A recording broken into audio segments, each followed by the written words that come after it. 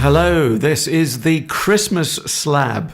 I know you might be listening in the height of... I haven't even had a drop yet, but I'm about to. You might be listening in the height of summer, or you might be on the equator listening at Christmas and it doesn't feel particularly Christmassy. I think your drink isn't particularly Christmassy, is it, Shane? It's so tea that is for me Shane O'Connor. all year round. Doesn't matter what time of Christmas it is. And it's G&T for me, so excuse me. I'm going to open the bubbly. Oh, it doesn't make much noise.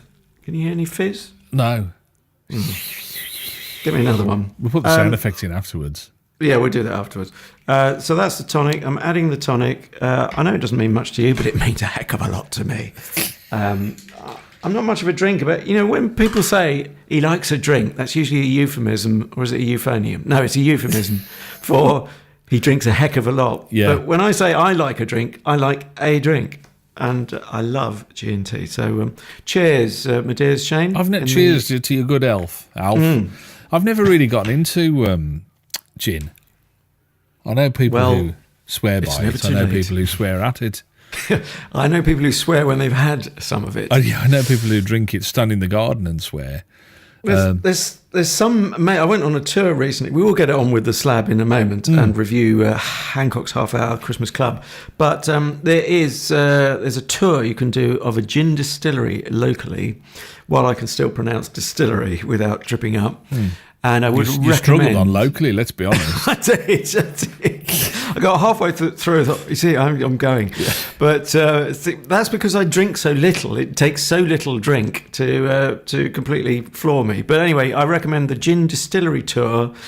And I recommend, moreover, the gin that you sample at the end, which is called Dockyard Gin, made at Chatham Dockyard in Kent. Very nice. And I can't think of a better... reversioned use of a dockyard than to turn it into a gin distillery or part of it. Yeah, you can't mix the two, can you? Because otherwise the sails on the boats end up being underneath the water or something like that. But yeah, but I can mix these two. I'm just stirring. Sorry, right, yeah. What are you using to stir that? It's brilliant. It's a knife. We Skype each other, but you can't see this, dear listener. It's a knife with... Can you see what's... Oh dear, it's dripping. I'm trying to hold it up to our Skype camera so that we... between us can see it. Oh yeah, it's got stenciled. Yeah, that's in Kent, isn't it? It says sandwich in stenciled letters. Well, literally cut out of the blade. Yeah. So it could be from Sandwich in Kent. Is it metal or is it plastic? It is. Well, what's it sound like? That's metal, isn't it? Oh wow! It's me landlord's like. Right, so what's the Comedy Slab if you haven't heard it before? Well, a special welcome if you've joined us for the first time.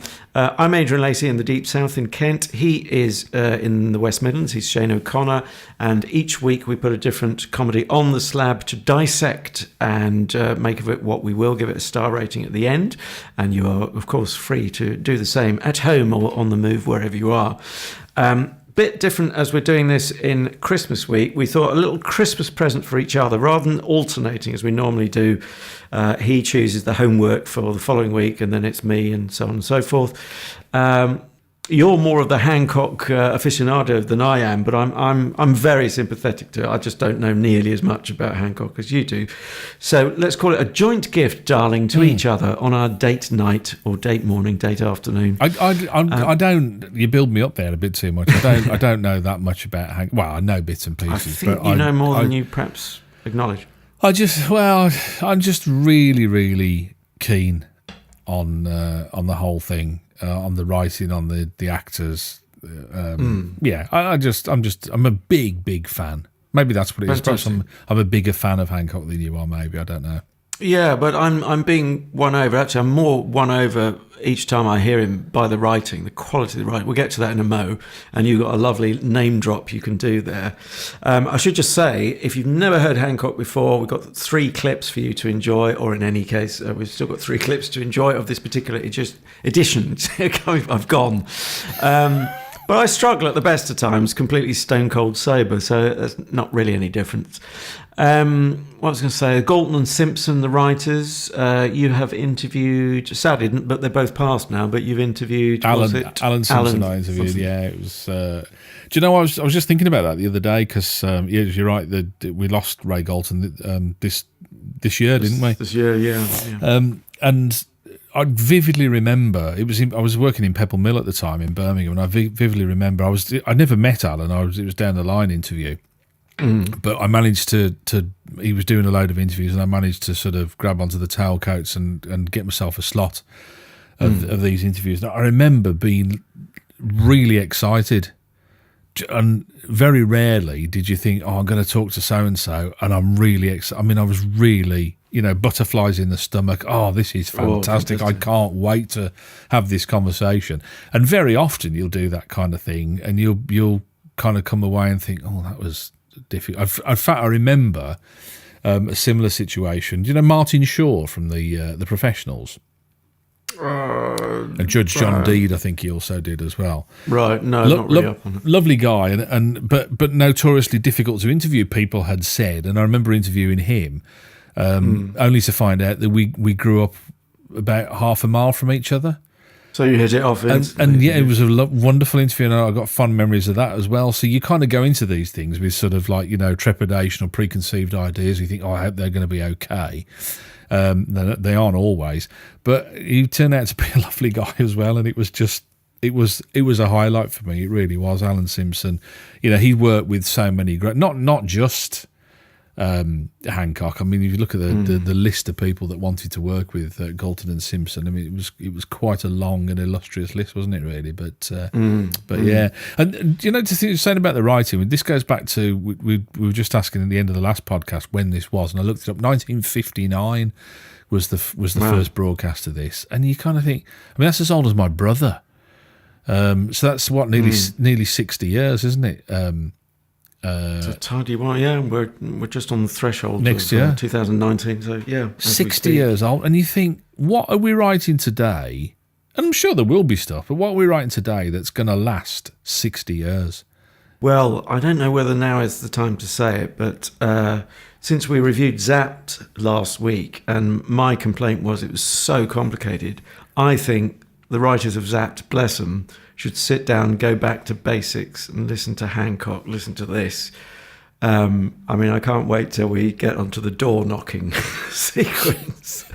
But they could learn something from that. You do not need... Okay, TV's different. And of course, we're listening to Hancock on the radio, but he moved to TV. But you do not need the most complicated pyrotechnics to get a laugh. Less is more, as I was saying last week, and it really is. Do you think that's I've never really thought of it like that. Do you think that's the key to Hancock then, is simplicity? Because I think, I mean, when you watch some of the early TV ones, I think they've kind of lost their way a little bit, and it was only when they started redoing the radio ones as TV programmes that it kind of got back into its stride again. But do you think simplicity is the key with this? Is that where it wins out? Well, I don't know. I mean, far be it from me to quote Gary Barlow, but I'm going to quote Gary Barlow. Listening to Desert Island Discs 2 or 3 weeks ago, whenever it was, Gary Barlow was in the chair, and if you're not familiar with the format, it's just they pick seven tunes, their favourite tunes.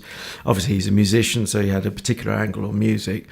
But he got to the point where he got stuck musically, and a producer... He was telling the audience, a producer sat him down with Elgar's Nimrod variation from the Enigma variations. Don't know if you know it. Etc. I'll spare you the rest.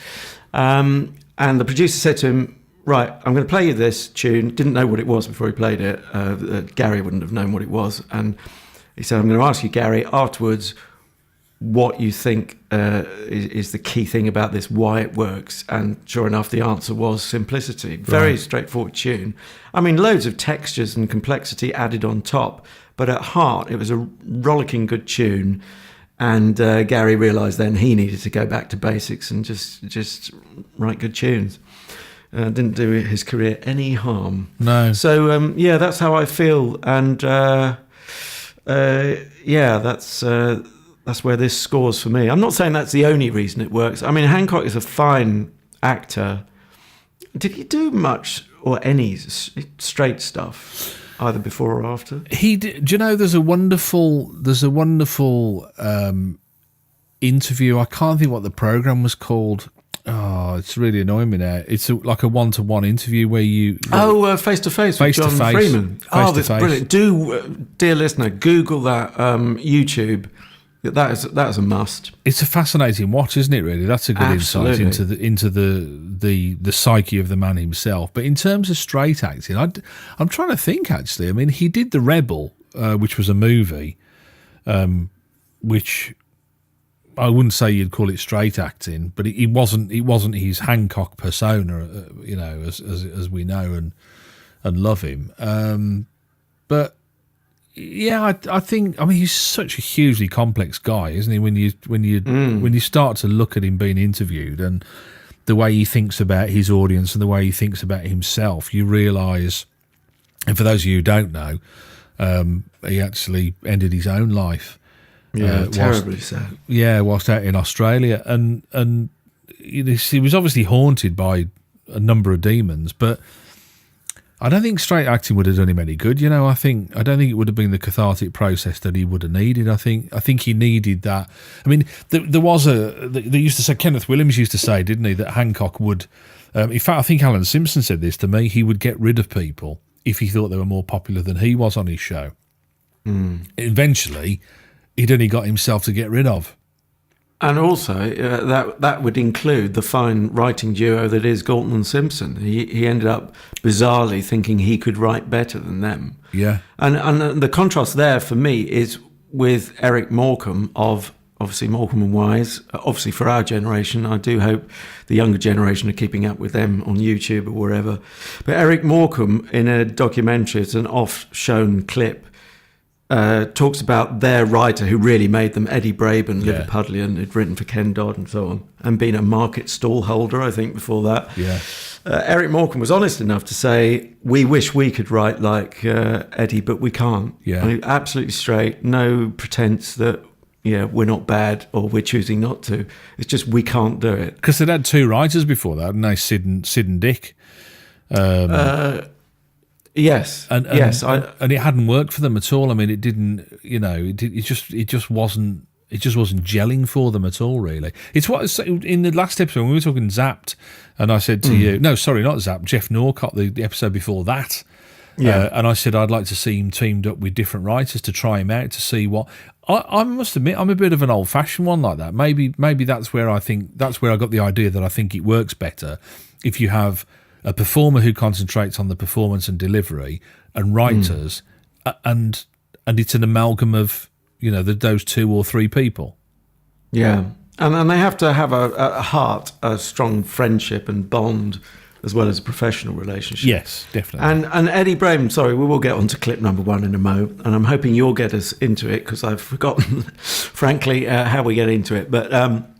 Or where it comes from in the show. But Eddie Braben observed, and this is the absolutely crucial thing, I'm sure, he observed Eric and Ernie interact off stage as themselves. Yeah.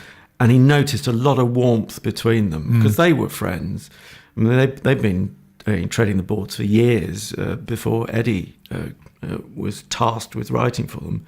And he said, I can write them warmer. I mean, if you look, it's fascinating to look at pre-Eddie Braben, Morecambe and Wise ITV years, where it's funny, it's snappy, but it's cold, it's mechanical, and only Eddie Braben could have put them in a double bed in digs, and Eric Morecambe insisted on having the pipe so he didn't look too emasculated, but it was a different age then anyway. But fantastic transformation, and that made it. I'd love to see a similar thing, perhaps with Jeff Norcott, who we reviewed a couple of shows ago. And I think that's the reward we're reaping here, is that you've got two writers, and again they used to do the same kind of thing. They'd observe Hancock, and they'd be writing for Hancock. They're not just writing gags and going, "Who's this going to?" They're actually writing for the guy. They know the guy. They know his idiosyncrasies. And they used to magnify, and they were always almost like taking the mick out of Tony Hancock the person, weren't they? Because they were like, he would say things, they think, oh, that'd be good, we could put that kind of thing in there. If he was a little bit pretentious one day, that would all of a sudden come out of Tony Hancock the character's mouth. And I'm not sure, from what you're saying, if Mr. Hancock really knew he was being sent up. I mean, he played it well, but he effectively is playing a version of himself, wasn't he? Should we have a listen? Should we have a listen? Let's do it. Can you remember where this clip comes from? Well, it's right at the start, actually. I thought it'd be nice if we can start our first clip right at the start of the two of them sat in and the two of them, I mean Tony Hancock and Sidney James, are sat around at Hancock's place.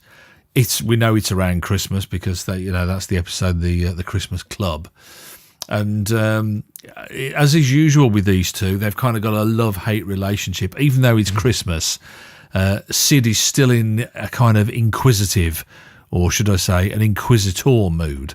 What are you looking so pleased about? I am looking so pleased because tonight is the annual share-out of the Hand and Racquet Slate Club. Oh, I didn't know you belonged to that. I know you don't.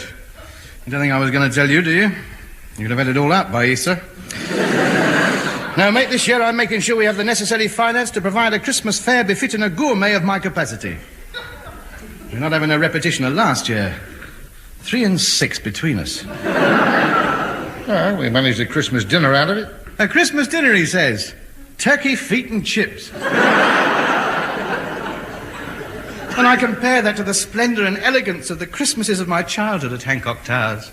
The servants lined up on the great winding staircase, bowing in turn as I passed them on my way to the great hall, where stood the 60-foot Christmas tree, heavy with presents.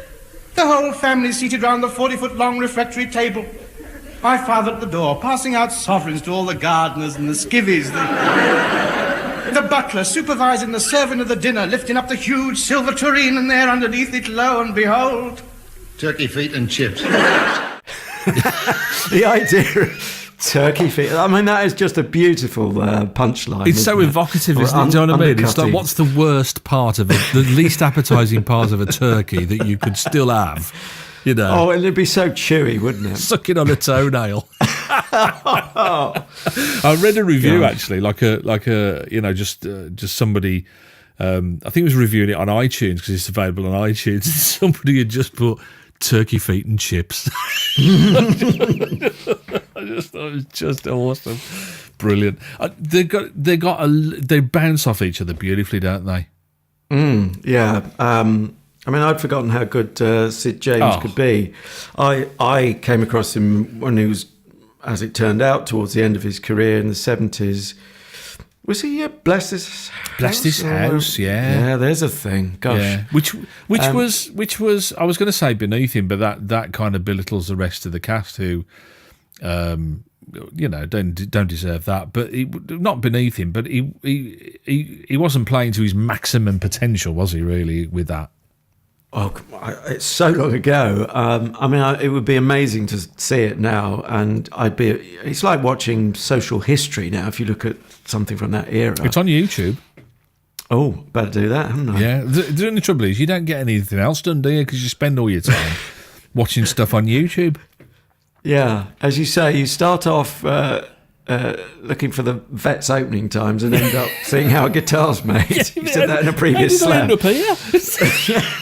What happened? And I'm looking at sneezing pandas and snoozing kittens. It's TV, but not as we know it, Jim. Love it. It's probably. Shall we talk about a certain door-knocking sequence? Because we're not going to hear it, because in a way it was almost too long to turn into a clip, wasn't it? Or it didn't make sense. It lasts about 2.5 minutes, the whole sequence. And what I wanted to, I was going to use it in the clips, but we kind of limit them to around a minute and a bit, don't we? Otherwise it ends up being all clip and not much Slab. and not much comedy if you're not careful. I think it's about 2.5 minutes, that whole sequence where there's a knock at the door. And of course the dilemma is that Tony's not going to get up because he knows that Sid will nick his chair. I won't nick your chair. You will. I know you will. That's what he did last time. He says that eventually, but is that a running gag in the series generally, or just in that episode? Not that I'm aware. No, I thought it was. In fact, I checked and I couldn't find it. I only had a quick whiz through, but I thought there was. There's another great episode, the Sunday afternoon, where they're like, when nothing happens. Yeah. stone me, stone the crows. Stone me, what a life. Yeah, and I thought there was an episode of the door knocking in that as well, but I don't think there was. I think I'm mistaken on that one. I was thinking more of the chair. Is that a running gag that he doesn't want Sid to nick his chair? I don't think so. No, I don't think they did many running gags. I think it was just that what I find with Galton and Simpson. I don't know whether you find this as well, that they paint wonderful pictures with the way that they use words. You kind of it's all imagery, isn't it? Yeah, you can see all these images of things happening just by the things that they get the characters to say. They allude to things that happen outside of the scene, and you think it signposts their relationships and their idiosyncrasies and and their foibles and the way they are. It's really clever writing, I think, for that. Yeah, superb. Anyway, so there is this door knocking sequence, and I have to say, essentially, neither of them wants to get up. And it would be solved in a moment. They're asking each other, I wonder who that is. Yeah. Could that be? No, that couldn't be, surely. It would be there. No, they wouldn't carry on knocking, would they, if it was there? And do you know what it made me think of?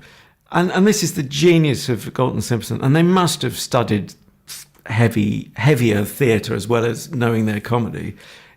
Was there a straight play that you might think of in that connection, a kind of style? Waiting for Godot, do you mean? Yeah, absolutely. Yeah. Waiting for Godot. Yeah, I think it might very be informed Beckettian. By that. Yeah, and and the difference is, Beckett could get laughs, but he wasn't going for laughs he wasn't under the same pressure to get laughs as, of course, comedy writers like Galton and Simpson were. But I wanted to say to string it out, but it's not strung out. It doesn't.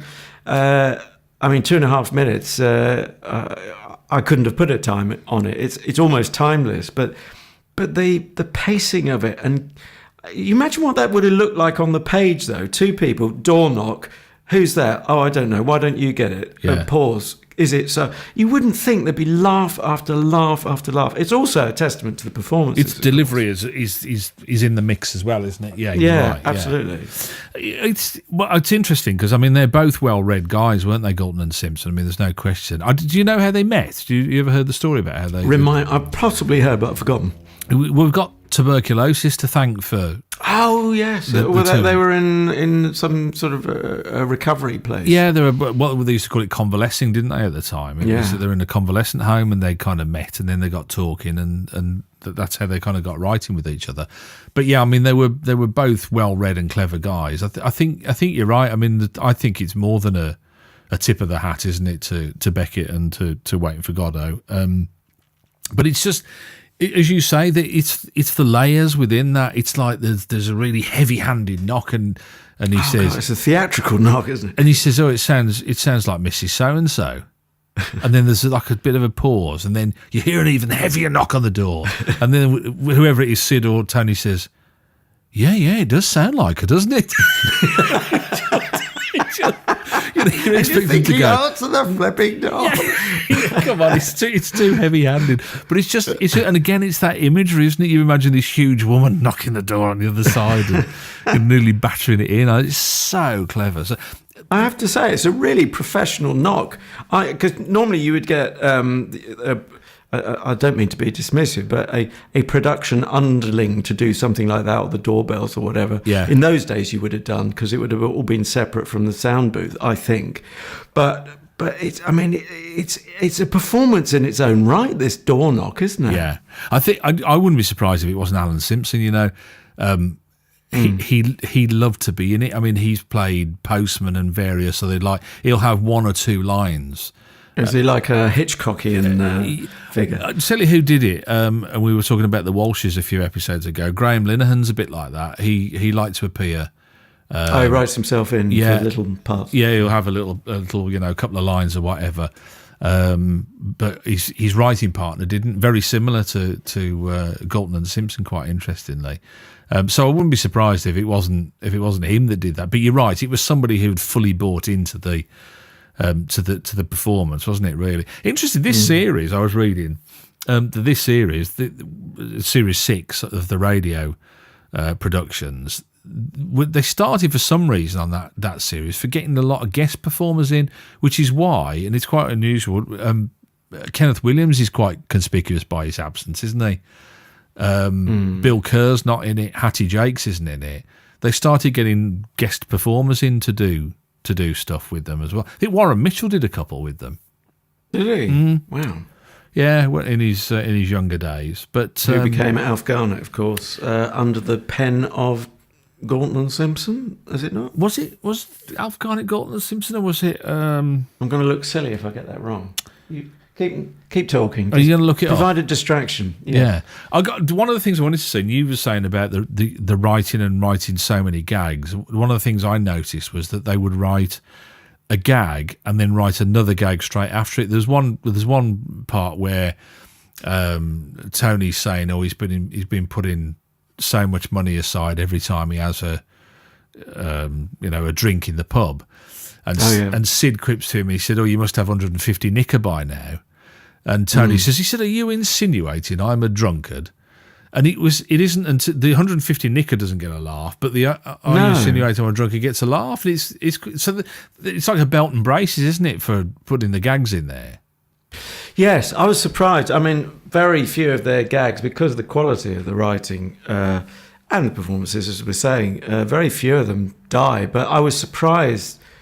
Something that the audience didn't quite keep up, whether the knicker threw them, I don't think it did, because that was a common sort of slang for pounds in those days, wasn't it? Knicker, you get funny looks now if you talk about knickers in that context, but it was a thing back then. Strange, isn't it? I don't know why. I don't know, but obviously it worked because the second gag got the laugh. Yes, I thought exactly the same. Anyway, I have confirmed. Yes, absolutely, as we thought. Galton and Simpson for Steptoe and Son. So that's the Warren Mitchell, one of the links. But although of course they're all moving in the same circles and would know each other. It was Alf Garnett, wasn't it? Not Steptoe and Son. Sorry. Back to the type. Back to the keyboard. It's that gin. Actually, should we have another clip while we're here? Shall I? Yes, while I'm researching it. Shall I nip into another clip? I mean, basically, the story so far. So the two of them are sat at Hancock's place. They've answered the door by now and find out that it's a copper, isn't it? For the Benevolent Fund. A policeman, yes. A policeman, yes. And he's basically, he wants them to donate some money for the Christmas fund. But they haven't got any money yet because they've got to go down the Hand and Racquet, their local pub, which is where Tony has been putting his money in to save for his Christmas box. So we catch up with the lads. They actually go down to the Hand and Racquet, and this is them. Or this is Tony, because Sid, I don't think he's going to get a look in if he gets a chance. This is Tony getting his hands on his well-saved money. Right, well, let's get it to share out then. Right, we'll get around. Get the table up. Every club cards ready. Eddie Perkins, £33.10. Arthur Bateman, £29. Fred Nutting, £35 2 and 6. Mr. Anthony Hancock, 3 and 9. 3 and 9? I've been putting in since last Christmas. That's just a joke, boy, that's all just a joke. It's Christmas. Have a little laugh. Haven't you got a sense of humour? No, I have not when it comes to money. Now, come on. How much have I got? Whack it out, boy. £59, 8 and 11. I think you've made a mistake. Oh, I don't think so. I know so. Check it again. You've made a mistake. 20, 40, 50, 59... £59, 8 and 11 pence halfpenny. Thank you. And for our younger audience, a halfpenny is a very small amount, but made all the difference to Mr. Hancock. And of course, it was Johnny Spate. If you were shouting at your playback device, Johnny Spate wrote Alf Garnett. That's it. Or created Alf Garnett, who played by Warren Mitchell from Till Death Us Do Part was the name of the series. Sorry, I've done one of my early mornings again. Been up since 3 a.m. It's many hours later. That's my excuse. I'm sticking to it. Yeah, I didn't enjoy those bits as much. I was so wowed by the door knocking, which I'll keep, if you'll pardon the pun, banging on about. I just thought it can't get any better than this. And again, as soon as other people are introduced, I kind of think, slightly diluting the Sid James, Tony Hancock dynamic and axis. I was amazed, and there's a lot of little sort of gems that I get out of this. I was amazed. I didn't realise how much of this influenced what my dad used to say to me, and he always used to say, yes, fair dues, come on, fair dues all round. Which was a Hancock thing that he used to say. And the other one, when he makes Sid say it, come on, say it, he said, about nicking his chair. He said, I won't nick your chair. He said, come on, say it. He said, if you do nick your chair, he said, I hope to die in a cellar full of rats. So that must be a running gag, surely. I don't know. Or has your dad just picked up from one episode? I'm not sure, but that is really part of my childhood. Did he make you say that? No, he'd say, come on, I hope to die in a cellar full of rats. It was a common thing in our family. Weird. But then you did have a cellar full of rats, to be fair to your dad. That's true. That's where we lived most of the time. But I'm thinking, I don't think about the rats. I think, blooming hell, you were posh having a cellar. Yeah. Well, we only lived in a cellar full of rats until the rats moved out. They complained about the smell. Yeah. You really should have written with Galton and Simpson. Do you know what I love as well? And I don't know. I can never tell how much is me loving nostalgia and how much of it is that it's still good now. And I was thinking that even like misunderstanding gags, as I call them, which you think one thing and then it's actually something else. Yeah.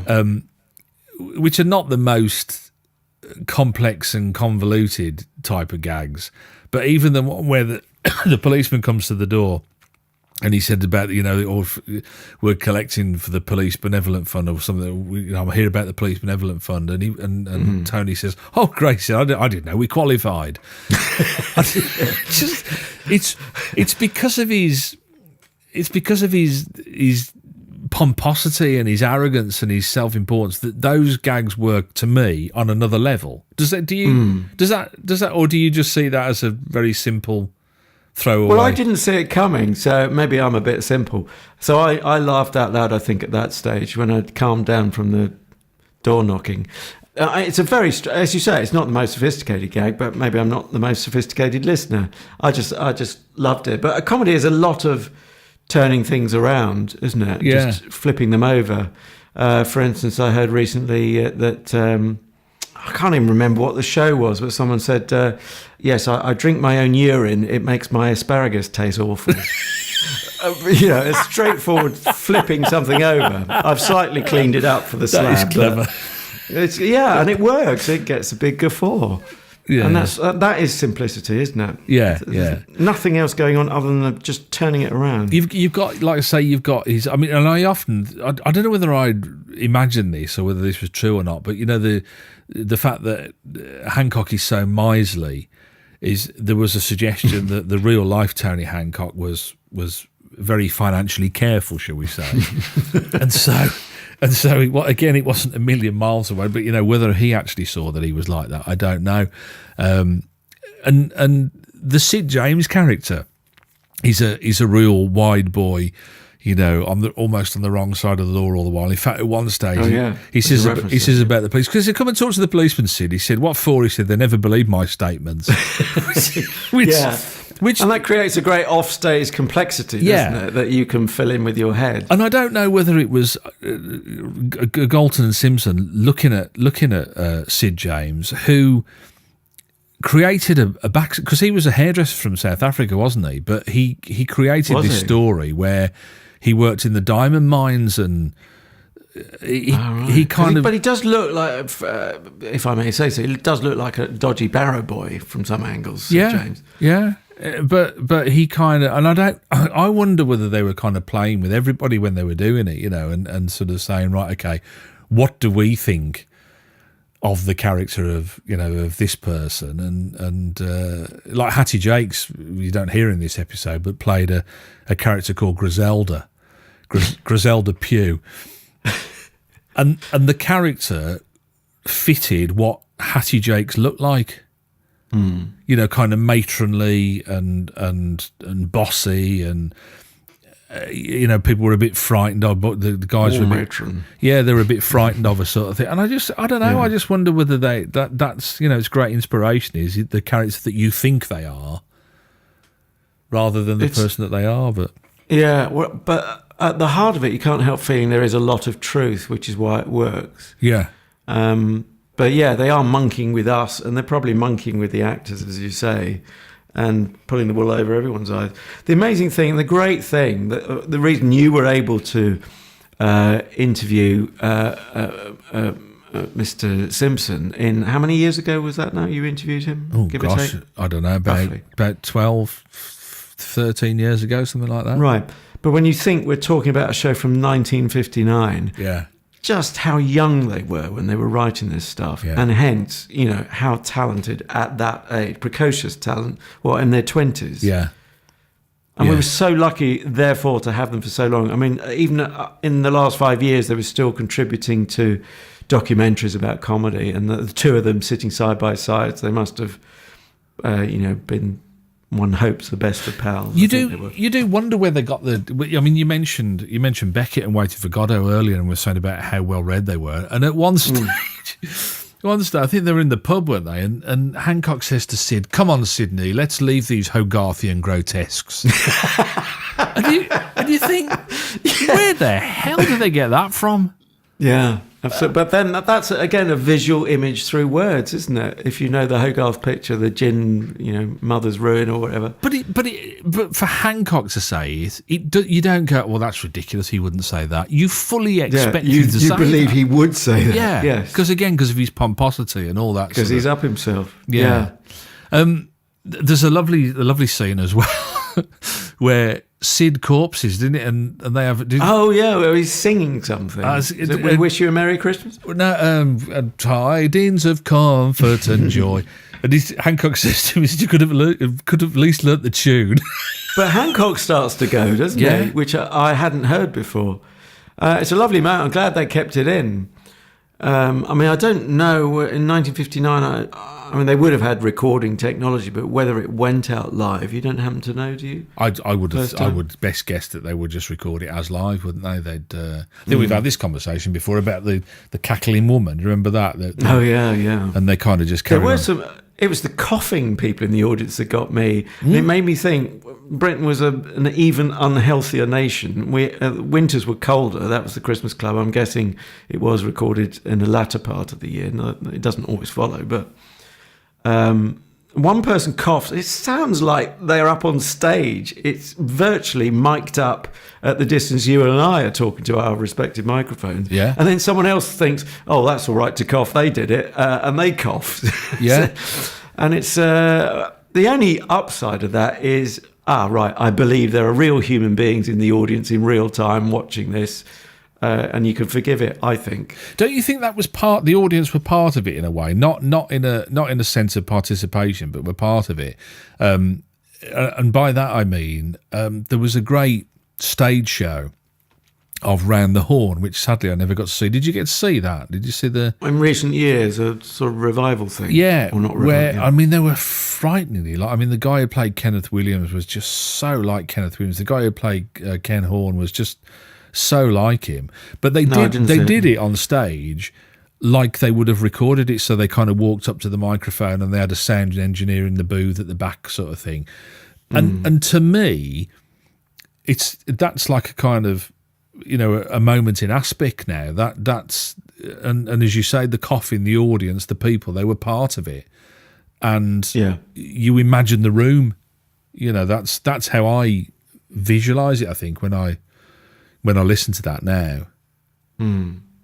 It is part of the experience. And I think, what you don't want is to be annoyed by coughing. So I try and take the positive view that they wouldn't go out and record someone coughing and then put it in and pretend they've had an audience. It's obviously very, very much a theatrical thing, isn't it? Yeah. I was trying to find the producer's name. I've forgotten now. I will try and find it in a mo. But when you think...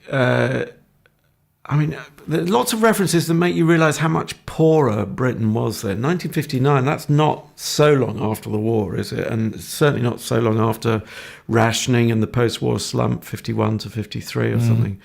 And you can hear that in the references to, why that halfpenny matters to Hancock, for instance.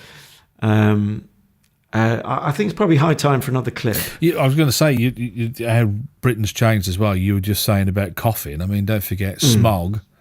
Oh, yeah, and definitely in London in the 50s. And fags were really popular and probably unfiltered. Probably smoking while it was being recorded in front of them. Yeah, unfiltered cigarettes as well. They'd really give your lungs a good walloping, they would.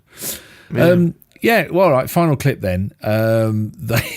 They've had the money, they've lost it. In fact, I've got to say, hats off to the policeman, the guy who played the policeman, when Hancock walks in to try and get the money back that he's mistakenly given to the police. He's given his £59 to their benevolent fund. Well, 58, I think. He kept £1 back for himself or something.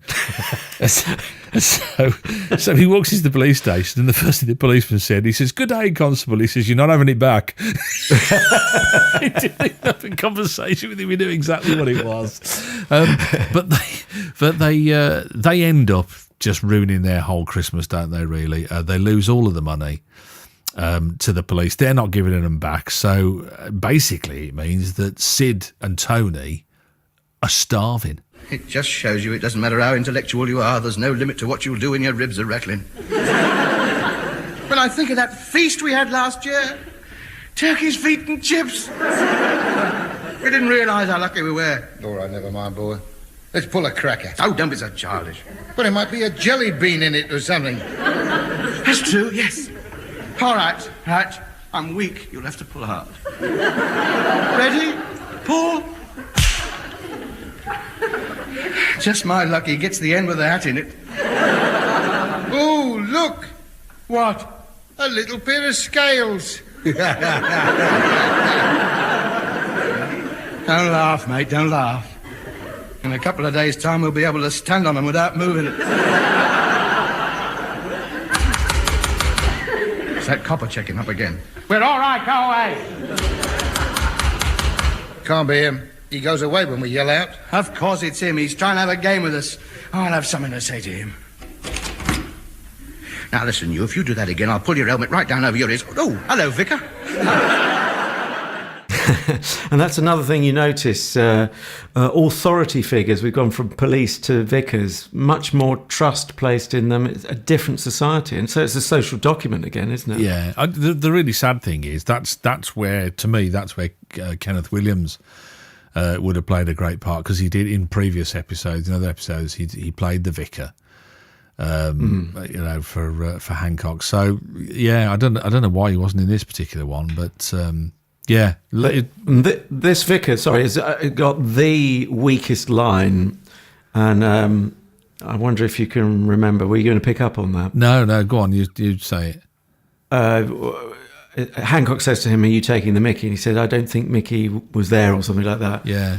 And that's a very flat gag for them. It's only because they set the bar so high for themselves that I would dare to criticise it. You almost kind that's of think, one gag. You almost, sorry to interrupt, you almost kind of think, just give him a straight line.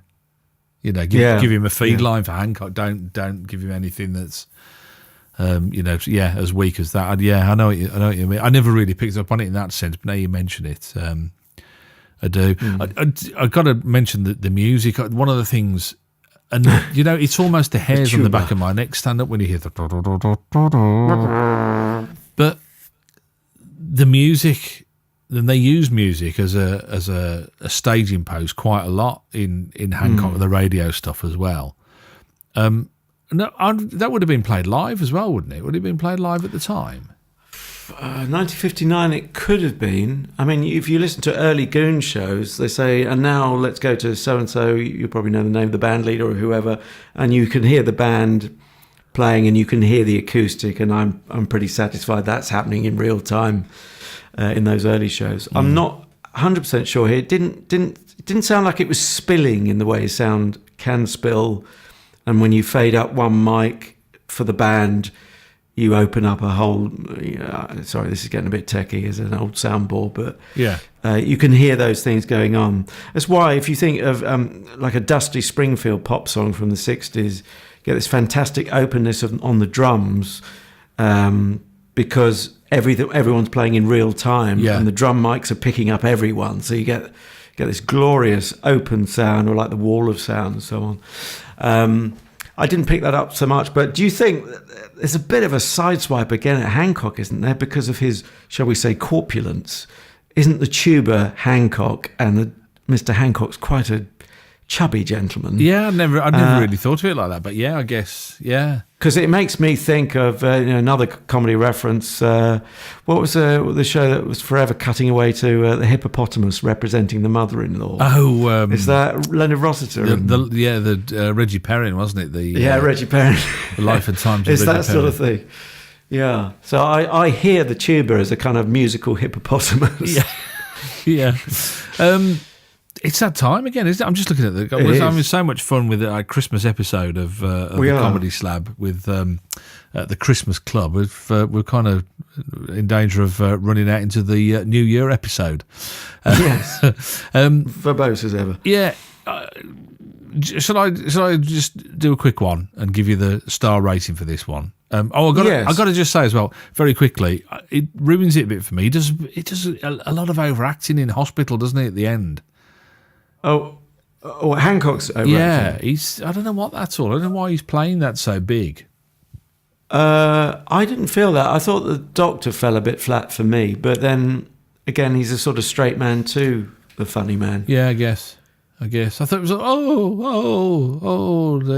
thought, it's a bit over. I always have thought that was a bit overplayed, but it's a slightly weak ending as well. Again, this is being fussy and nitpicking on a higher plane, but. Yeah. I thought, given the strength of everything we'd heard up to that point, that it kind of fell off the air rather than ended in a big razzmatazz for me. Yeah. Anyway, 60 years old next year. And are you? Oh, sorry, the show. Your brother is. And I like I say, I'm not sure where nostalgia ends and great comedy starts, or vice versa. I don't know, but either way. I agree with your comment a bit earlier. Less is more. Keep it simple. I think writers of today could learn a lot from the way that it's constructed, the cleverness, the multi-layering. I'd give it 4 out of 5. Yeah, I'm going to do exactly the same. Is that not the first time we've both certainly given a 4? I think it is, and it's quite rare for us to give the same score anyway. We have very different tastes, it seems. Yeah, but definitely the first time that it's that's probably the highest, isn't it, off both of us? That is. Yeah, I think so. So it's a bit like Strictly. We're working up to a grand Christmas finale. Yeah. So 8 out of 10 cats. Yes. Thought that was very highly marked. Also, I was going to say something off the back of that. Oh, my 3am brain's kicked in. Oh, the less is more thing. I think there's just no money in broadcasting at that stage. There's no money in the economy. Radio is simpler than TV. That really is. It's making a virtue out of necessity. Yeah. They have to. All the power has to be in the words, really, in the performances. You haven't got explosions and things like that. You can't do fancy stuff. You can't. Commission a 100-piece orchestra. Yeah. You have to work with what you've got in those days, and it works because they work within their means, but they manage to stretch the ideas and work on a bigger stage, as it were. I just think scripts typed on a typewriter is just all you need to say, isn't it? Really, about the austerity of the backdrop. Yeah, yeah, absolutely. And Woody Allen still uses a typewriter even to this day. Oh wow. If you want to catch up with the episode, you can catch up with it on Spotify, and it's also on Apple on iTunes, isn't it? I think you can catch up with that as well. So and you for can the catch download generation. You can catch up with it for free, which is pretty cool, isn't it? Really, you can go and have a listen to it and decide for yourself. You can catch up with this podcast, of course, on Spreaker, Stitcher, iTunes, Spotify, iHeart Radio. And also, there's a kind of semi-visual thing on YouTube as well, because we've got social media as well, Adrian. We have indeed. We are, not surprisingly, at Comedy Slab on Twitter and Facebook. So we'd love you to follow us on Twitter and give us a big thumbs up on the Book of Face as well. And I've forgotten to mention it in recent slabs, but the ultimate accolade is if you'd be kind enough to recommend the Comedy Slab to your friends, who must, I'm sure, be, like you, comedy fans, so they'd love it. And we'd always welcome any suggestions for comedy shows you'd like us to put on the slab and get our scalpels to, whether or not they've got sandwich carved into them. Speaking of which, your homework, your mission, should you choose to accept surely, it. so that should be Spreaking of which. Spreakering of which. Your homework, your mission, should you choose to accept it for next week, is a little thing called Please Like. Which I think you know a little bit about this, don't you? You've seen this. I will say that, right like the title suggests, I do actually like it. And there's no harm in us revisiting something we both know, is there? No. So I'm very pleased you've chosen this one. Yeah, it's BBC Three? Well, it was BBC Three on the television when it first started. I think it's a second series now. It's, of course, online only. Because that's what BBC Three is now. But yeah, it's kind of like a mockumentary, which I don't think we've done a mockumentary before, have we, actually, on the Slab? I think we have, no. I was looking back through some of the episodes. No, I don't think we have. Well, I suppose you could say that Veep, the first ever episode, was a mockumentary, wasn't it, in a way, I guess? Yeah, it's done in the style of it, isn't it? Yeah. Anyway, it's a mockumentary looking at the YouTube generation, and we'll look at 2 episodes, I think. If we look at Series 1, Episode 1 and 2, because they're only 15 minutes, aren't they? So just to get half an hour's worth of material out of them. We'll have a look at Please Like on the next episode of the Comedy Slab. Fantastic. So it remains for us to say, make sure you contribute to your local pub's fund for the next Christmas, so you can have a big hamper, or at least get 3 and 9 or something out of it. Yeah, I was going to say, come on, I'll take you for a bit of Christmas lunch. We'll go down to the Hand and Racquet and have turkey feet and chips twice.